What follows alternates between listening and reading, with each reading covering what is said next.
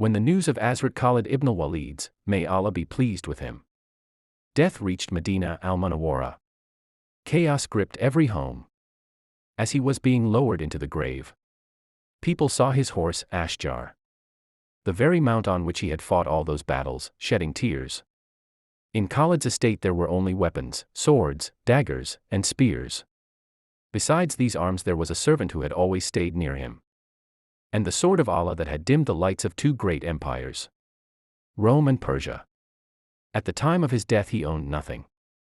Whatever he had earned he had spent in the way of Allah. He spent his whole life on the battlefield. The companions testified that in his presence there was no Friday prayer in Syria or Iraq, after which a city had not been captured. In other words, between every 2 Fridays a city was taken.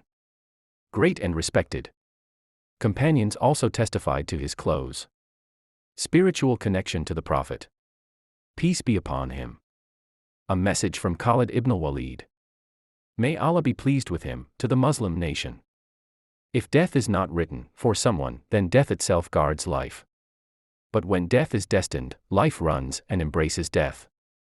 No one can live longer than their allotment, and no one can die before their time. Tell the coward of this, if death were written in the battlefield, Khalid ibn Walid would never have died on a bed. This message should be read to every Muslim of that era. And Khalid's words ought to be repeated from time to time.